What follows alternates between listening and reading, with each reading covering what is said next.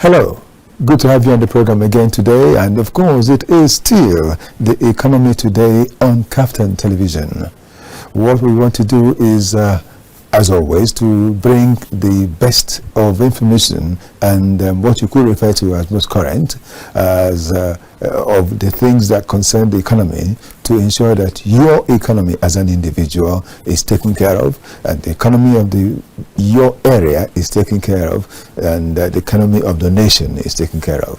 And as always, I would have different segments on the program.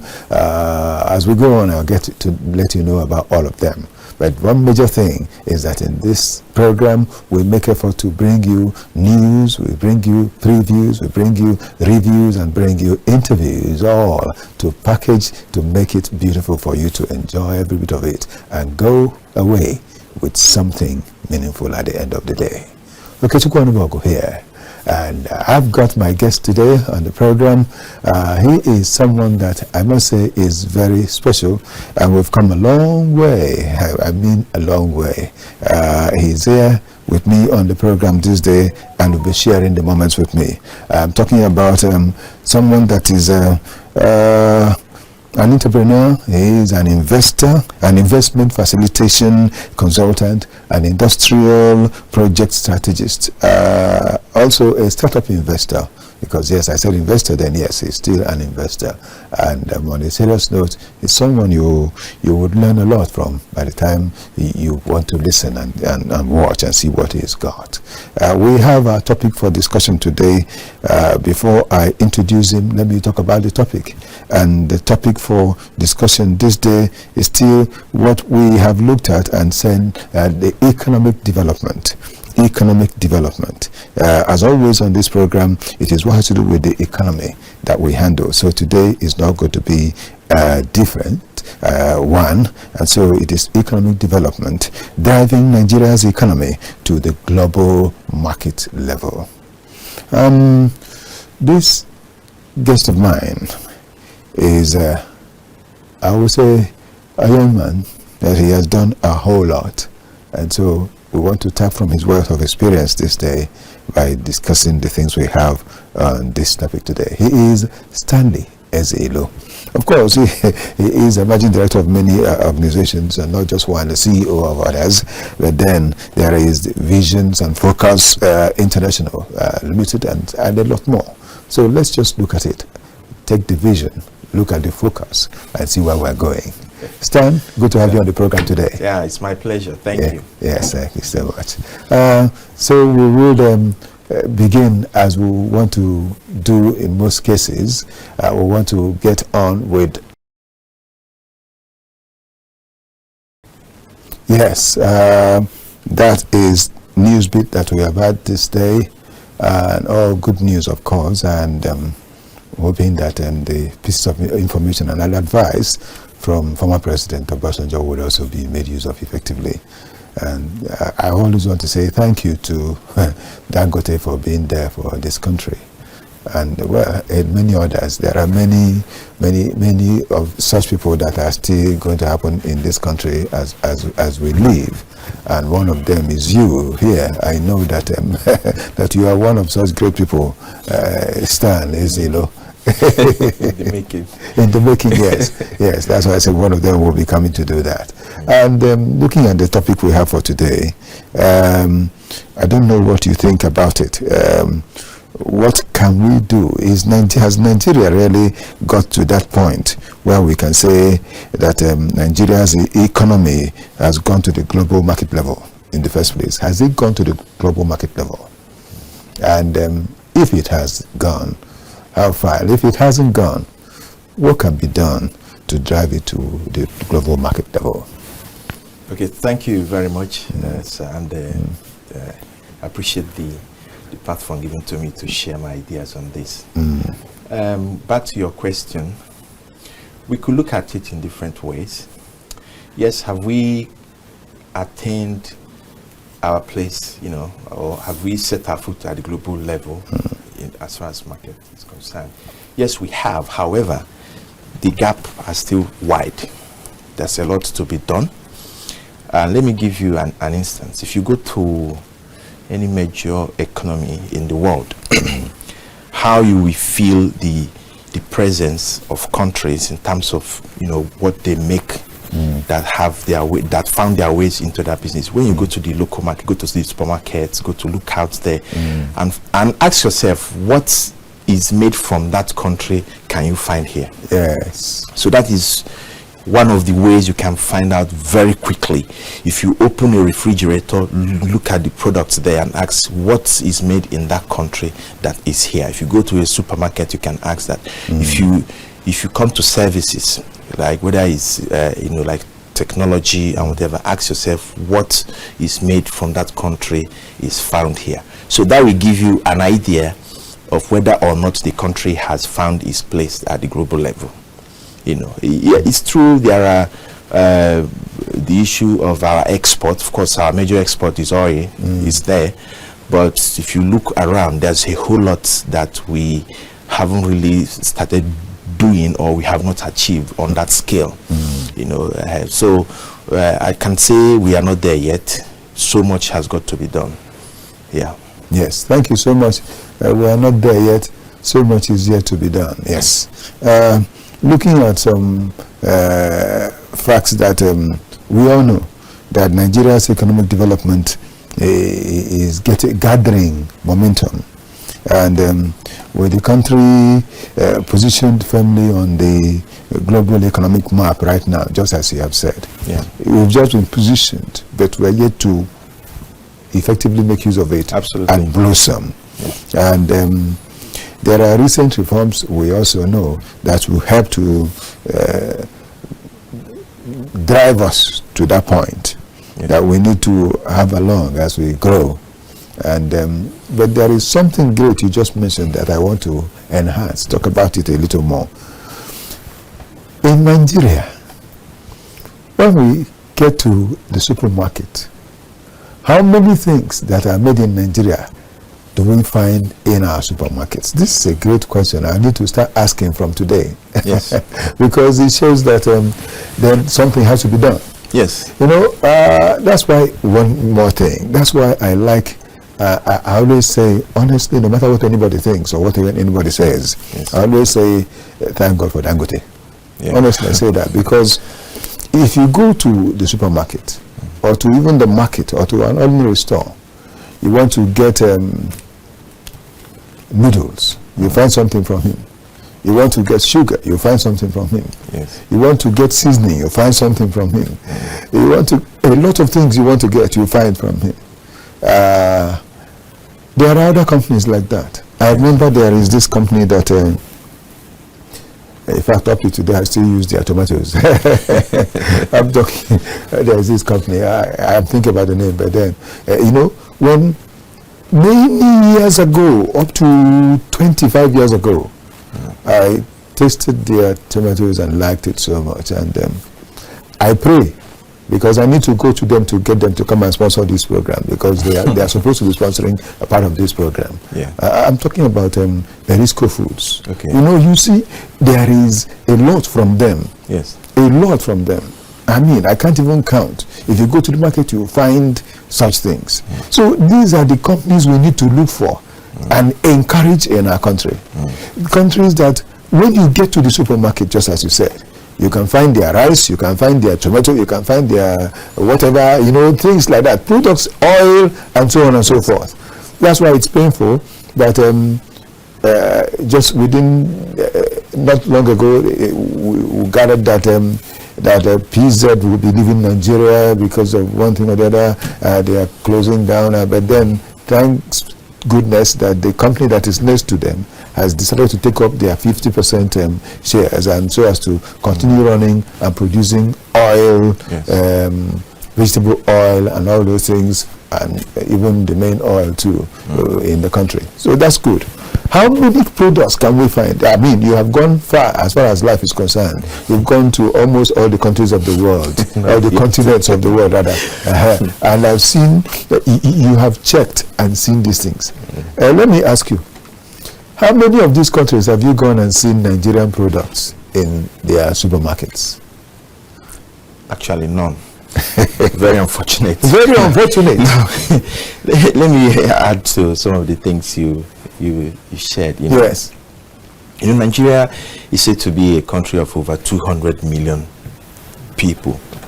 So that presents a lot of opportunities. Yes. In diverse sectors. You Yes. know, if you talk about automobile, it's there. You know, consumer goods, technology, food, agriculture, you know, even hospitality, entertainment, and so on.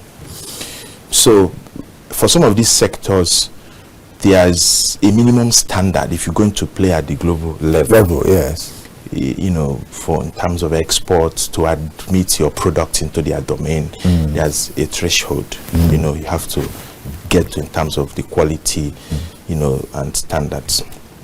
So if we are not able to enforce standards here, it will be difficult for some of the products to make their way into some of those markets, especially in some of the key sectors. Yes. You know, so let's even talk about the country taking parts of the opportunities that abound that locally, so that our companies, our local companies and businesses could take, you know, these opportunities and find replacements, you know, that locally for some of the things we import. You know, for example, I was talking to, you know, to someone.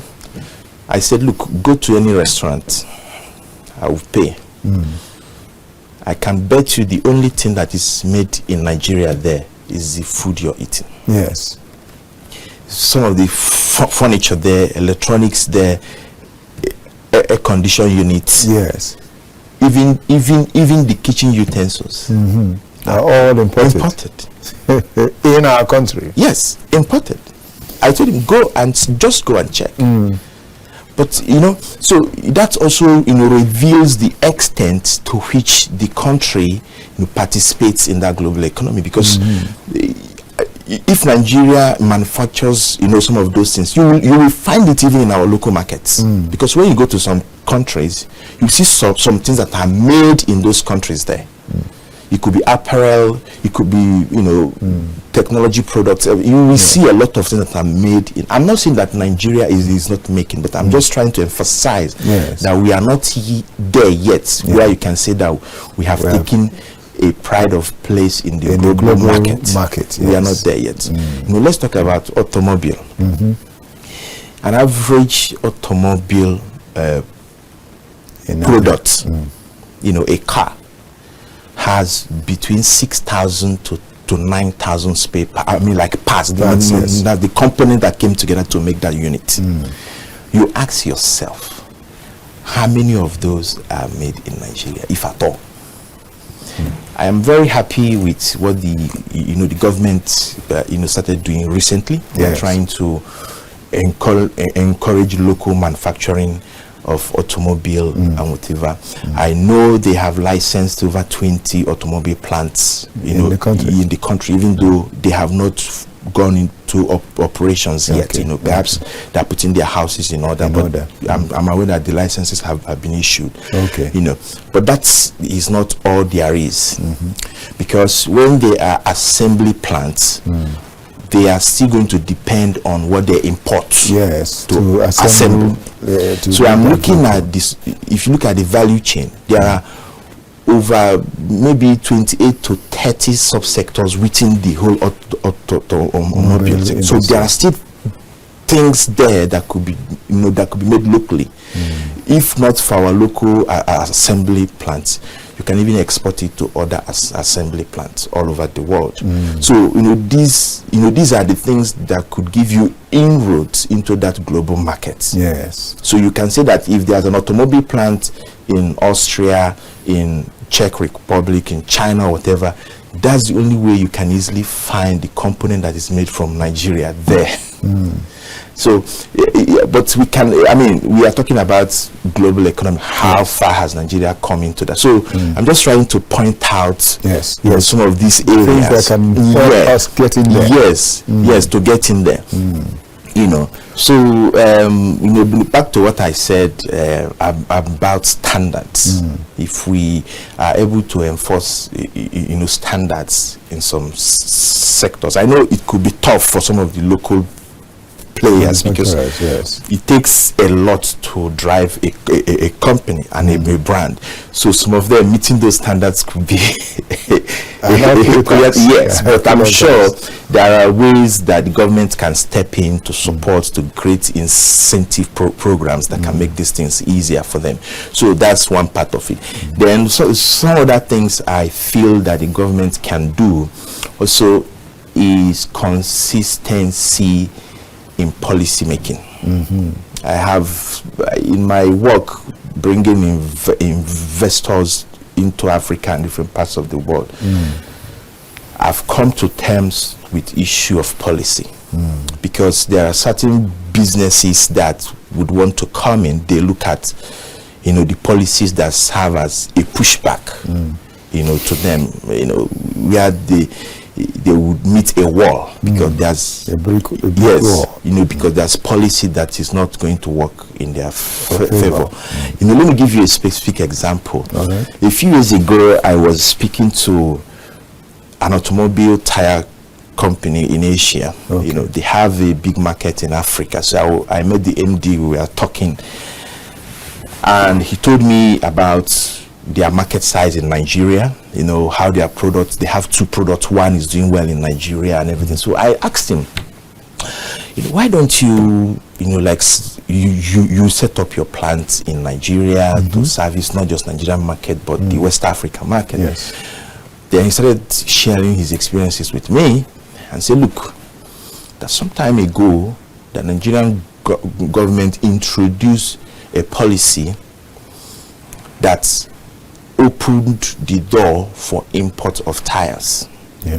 So some of those those tires that come in from outside the country is knocking out the ones that are made locally. The local production is dying. Yes. So he told me that the inquiries they made suggested that government needed revenue from import duties. So at that time, they felt, look, let's open up, let's allow these people to come in. Perhaps after a while, we'll shut down. Yes, we can tighten up so that, He said, look, Stanley, that hasn't changed. Because if you invest in a local manufacturing of that product, spend hundreds of millions of US dollars, you're going to battle to stay afloat. You have people who have the benefit of economic of scale and a lot of things in their own domain. They make it there at a very cheap level, a whole lot of things, electricity, access to electricity and everything, and they come here to compete with you. Do you understand? So he shared that with me, and I found that to be true. So I believe that that policy, in the area of the policy, we are needed to, as a country, to have policies that are efficient in the times. You don't have policies that could take your economy back. Without knowing, especially if you want to encourage local manufacturing and whatever. So these are the things that mitigate against. I also think that just as you presented this matter, that the manufacturers themselves, the local, not just the foreign ones that came into the country, but the Nigerian manufacturers that are indigenous of the country, should also, I know that there is Manufacturers Association of Nigeria, but they should also make effort to bring up this sort of thing you just brought forth. Because some of the time, just as you said, the government may have need of fund, and they will think that opening up some areas for import duties to come in fast will help get that fund that is needed. But then, when something good comes and you enjoy it, and you want to continue enjoying it. Definitely, that's nature. You want to continue to enjoy that good, and not knowing or not realizing, or even realizing, but then paying deaf ears to the fact that it's also affecting something that should help the nation have a growth in the money that should be built in-house. Yes. You know, because this thing, if the manufacturers keep quiet and they don't talk about this, and the government is just doing what it's doing and enjoying it, it will be difficult until we find someone that has a good heart, that has the mind of helping the nation. If not, this will continue. And you can see from what you've said, the kind of loss that we'll get to have eventually. The other one is just for the immediate. But after that, what happens afterwards? Because that company, if it had been brought in here and it's working, it will create employment opportunities for our people. And the market would also get better, and it would create better opportunities for marketing of these goods in other countries outside Nigeria. So we still would have made money from such, you know, as foreign exchange, is it not? But then it didn't work because of one thing they were looking at. Okay, looking at all that, we see that there are ways that people are missing the things they ought to do and they are not getting to it. And you aptly mentioned government policy. Government policy is the major thing that can make it happen, and happen fast. Well, we will talk more about that. Honestly, we will not let it be. We'll still discuss it. Even within this time, we have you here. Let's tap from your experience and see how this can help the nation. In the process, before we continue, I want us to get to another segment of the program. As I said, we'll take a break from here, and then we'll get to air something else.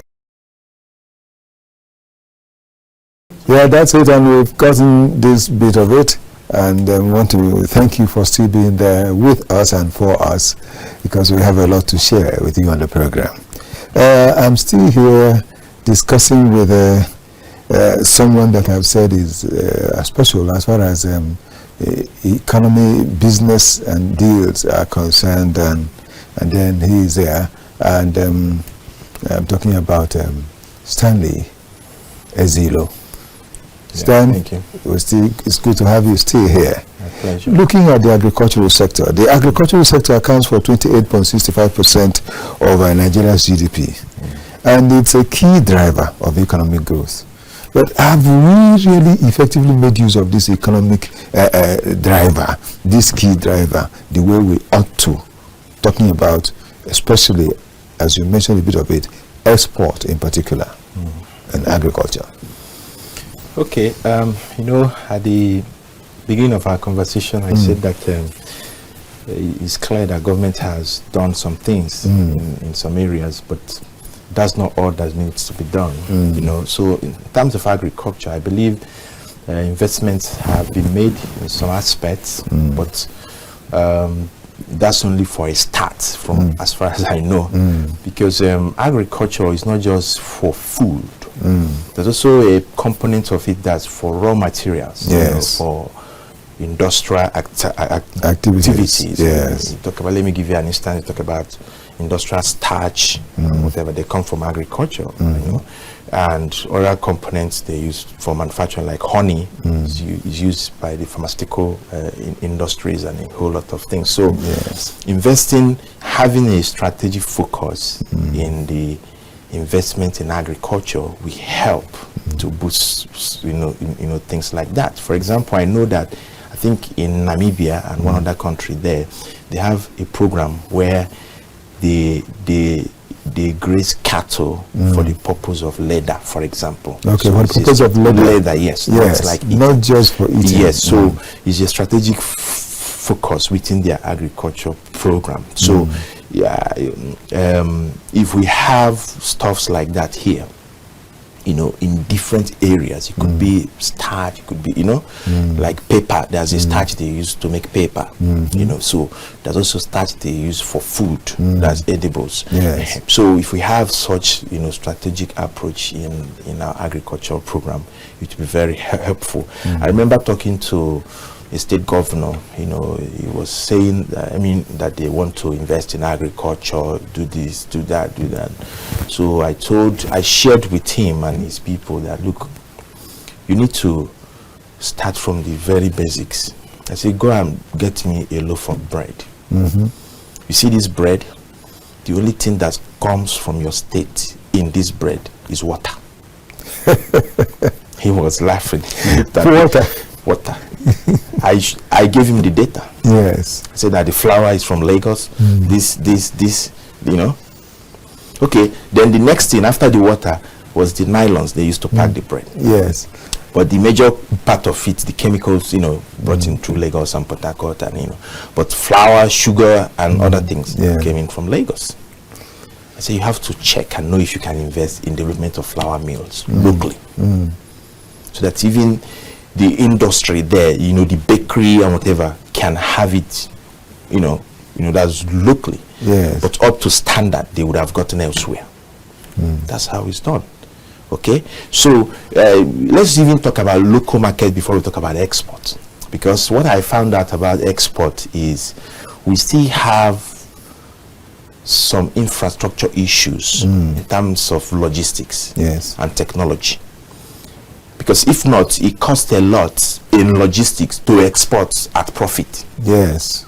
So if you have not addressed these issues, and a lot of local businessmen and even the big conglomerates will think export is not profitable by the time they calculate it and look at the indices. So infrastructure is key. Then you talk about systems, integrations. There should be like export collection center where the processing will be at speed. Because some of the things these people will export, they are working with time. The people who requested the products from different factories or whatever, they have the say, please, we need this by so time. And some little information I have from the export businessmen, I know the issue of logistics and even the system. You have to agriculture quarantine this and that, different agencies, so, and even the movement of the goods, the packaging, everything. So it's always a hurdle for them. Yes, especially this packaging thing. Yes. Please let me just interrupt a bit. I remember yam tubers, at a stage they were planning to be exporting yam from this country. Yes. And we were told eventually that they didn't get up to the quality they were supposed to be. Yes. And they started exporting these yam through the back door to Ghana. And most of the time, if you go to Ghana and see the way they package these things, it is of international standard. They package and they send to America. That even in America, up to today, you look at yam, they call it Ghana yam. But if you look at it, it's the yam that was produced here in Nigeria, sent through the back door to Ghana, and now transported to America. They are the ones making the money, not us. Well, those things are quite possible, looking at the, how things happen in the country. So that's, my point of view is that if the government and the stakeholders within these sectors can work in a collaborative way, so they will be able to find the bottlenecks and work together to remove them. Yes, it's important, because if the businesses succeed, they will gladly pay tax. They will gladly employ more people, create jobs.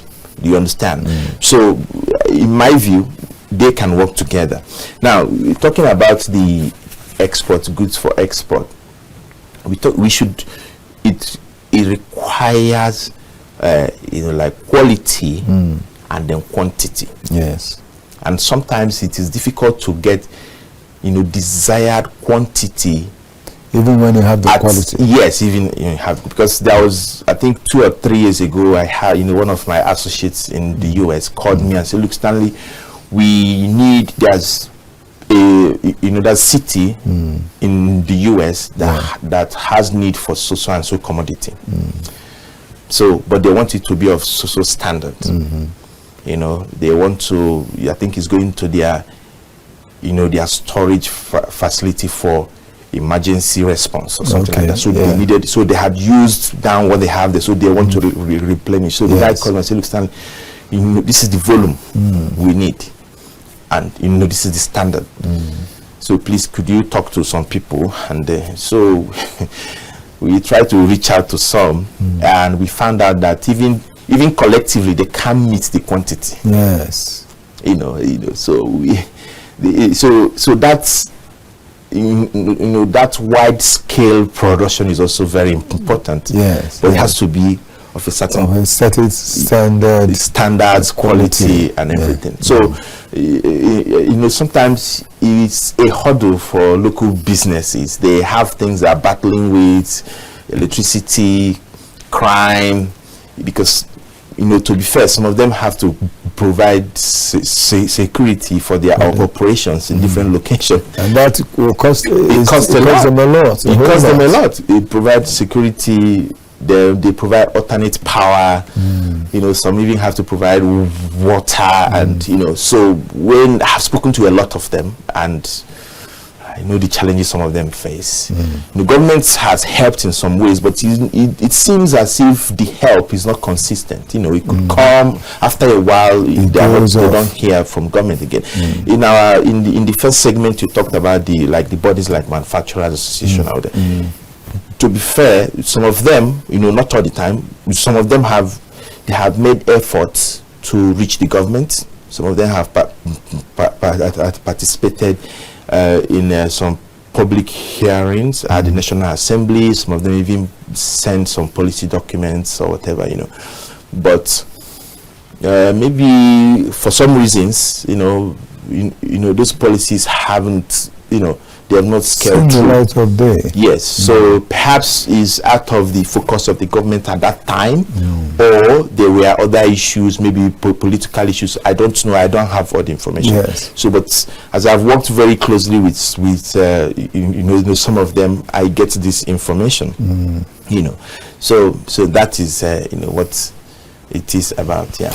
Well, that brings me to think about Smedan. Smedan, you still have a whole lot of work to do to help our people. Because like when you were saying, if you go abroad and you see products and you look, you can't find Nigerian product. Yes. You see, there is one that is in my mind. I'm always talking about this.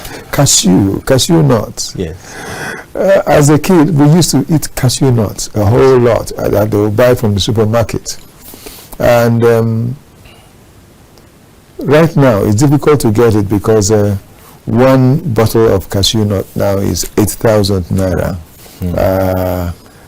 At least I said the last time I bought anyway, because nothing remains the same. I wouldn't be surprised if I get there now and I'm told it's 9 or 10,000. Yeah. And but we have cashew in abundance in Nigeria, and I keep asking, why can't we get to have these things done? There is someone that is also highly involved, a public affairs analyst and a media person who is also involved. Is an agriculturalist. He is involved in production of cashew and all that, who has been here on the program severally with us. You see, I discussed with him, is there no way we can have little cottage industries where they will have all the equipment they need to process these things, so that by the time they finish, we'll start having them in our stores and places, supermarkets, so that we'll start eating these things that are good for us. It boils down to policy again, just as you mentioned, policy. Well, government policy and continuity of good policies. These are the two major things we also need to discontinuation talk about. Yes, discontinuation with the bad ones, yes. Or outdated policies. They may not be bad, but they could be outdated with the times. Yes, yes. So, Just, well, just as the new thing that the president has signed that has to do with taxation, some of it is outdated really, and I think they're bringing in, they've just signed, and by January it will start working some of the new things that have to do with those things. I hope that it will also work with other aspects of the economy so that we will really have things the way we ought to. And I know I have an uncle who takes coffee a whole lot. You know, he goes to these big departmental stores to get coffee. Yeah. None of the coffee he buys is made in Nigeria. None of it is made in Nigeria. And he buys different brands, you know. He's a coffee man. And he buys it and spends real good money buying this thing. And I keep wondering, does it mean we can't have good coffee in this country for people like him to buy? You know, and things like that. And even export. And even export. Because those ones were brought into the country. Yes. There is foreign exchange that has changed hands. Yes. You know, and look at our people here taking things like that. And we need to look at it. Sometimes there is this company that is up north that produces tea, and their tea I've talked about here is like you know, there is this brand that is I'm not doing advert for them, but there is Lipton tea, you know, that kind of thing. Yes. And there is this other brand, this other company up north. I just forgot the name now. They have been producing it, and I keep stressing they can continue with these things and make it strong, good, very okay, and make sure that it goes all over the country. That way, from there, you can think of doing export. So we wanted to say something else. Yes, I have a professional colleague. She's from, I think, Panama. She's from the Latin American country. Okay, so I remember some time ago she told me that they are trying to develop a free zone on coffee. Yeah, you know, so how they have a good variety of coffee seedlings, and you know, and their target markets is the Middle East and some other places. So sometimes our agricultural commodities like the seedlings may not, I mean, not all of them, some may not be the improved variety that could perhaps withstand like harsh weather or any condition. So because today there's been a lot that has been done in the area of agro seedlings, high yield, yes, and so that also requires the support of the government for some of these you know, SMEs, you know, because although government is doing, you know, quite a bit, but really hasn't really spread to all the sub-sectors within the agricultural system, you know. So you talked about the tea, the local company manufacturing tea in Kano. Yes, in Highland tea. Yes. Sometimes there could be, it could be that they are facing competition from imported brands. You see? And who are perhaps better packaged and strong marketing, you know, robust international trade connections and everything. Then the local one doesn't have all these things working for them, and they begin to experience you know, low demand of their products, and they may find it unprofitable to continue making that product line. And that's why the thing can just die away. So there's a whole lot that comes in. There's issue of policy, there's issue of infrastructure and systems. Yes. You know, we talked about automobile. In some countries, if a used car is beyond 5 years, it cannot come into the country. So that, you know, helps, and it shows that the price for that car is not too far from a new car. So people who would make choice to buy a car are not too far from buying a new car. Yes. You know, so but when you have cars that are, you know, perhaps 8 years, 7, 8, 10 years. In this country, we have the ones that are 15 to 20 years. Flowing in at a lower cost. People, we gravitate towards that. So that creates even marketing challenges for automobile in in industry, especially those that want to assemble locally. Yes. You know, so it makes their product to seem out of reach. Yes, I remember that during Abacha regime, there was a time they mentioned it, that vehicles, any vehicle that lasted, that will be that had lifespan of more than 5 years, should not be brought into the country. But of course, that one has been jettisoned long ago, because even those people who import them would try and do everything, get those ones that are 15 years and remove one and say it is 5 years, so as to bring it in. A lot of things. Yeah. So, that, as I said, the area of policy, infrastructure, and systems. You know, so we need to pay attention to to that as a country. Yes, as a country, to be able to take that space at the global level. Oh, thank you so much. Thank you so much, Stan. It's been a great thing sharing the moments with you. How time flies. You know, we talked about the things that have to do with infrastructure development, micro and small and medium enterprises playing their roles effectively, and agriculture as major growth drivers. Yeah. Thank you so much. But then there are challenges also, even as you've just talked about global economic uncertainty and other things that have to do with policies and all. Thank you for, I want to say, helping us learn a lot more and to keep doing what we need to do. It's been a great pleasure sharing the moments with you. This is your maiden edition of this station. Thank you. It wouldn't be the last, definitely. Thank you for inviting me. Thank you so much. I know you are always all over. I thank God we planned this for a long time, and we eventually got you here. Please, when next you are in Abuja, please remember us. I will keep keeping track of you anyway, so that we can have you again on the program. Thanks a lot. It's been someone that's been doing great, as well as I know, and doing good business and letting the economy, making better things for the economy that I've had on the program. Before we eventually go, I will say that there is the stock exchange. We need to just share a bit of it. We'll just show it, and we'll round off and step away from the studio.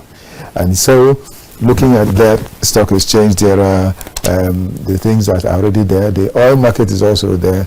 So, okay, let's just look at the oil market. That the West Texas Intermediate has $65 per barrel right now.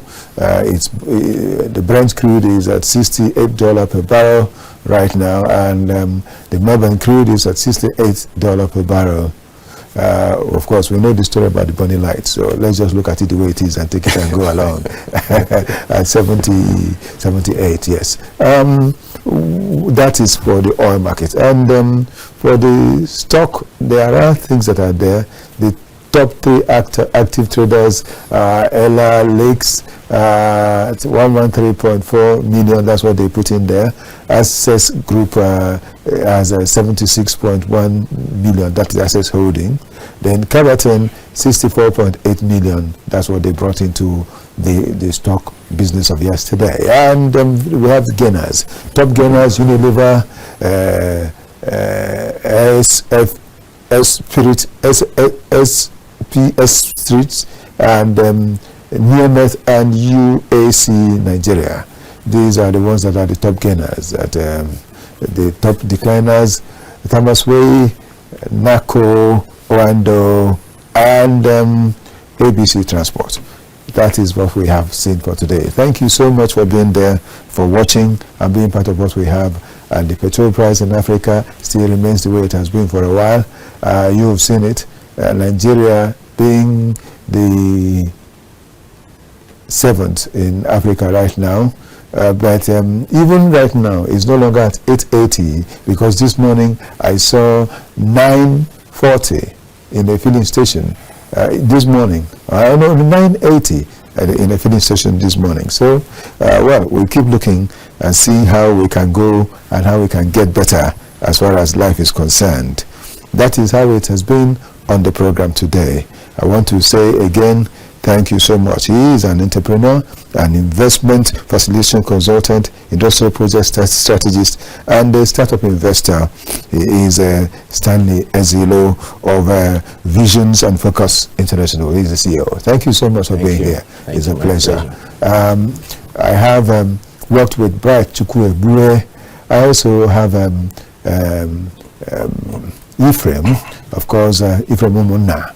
We've worked together, and we have ensured that we'll get the best we can to send across to you. Thank you so much to Victor Adeyeye. Thank you so much to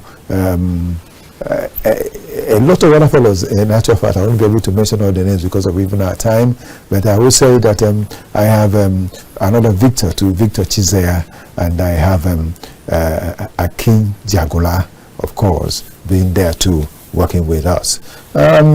My assistant has been with me, Esther Abraham, and this is Okechukwu Onubogu. What we're saying is that we want the very best to come your way all the time, and that's our prayer. May the best come our way all the time.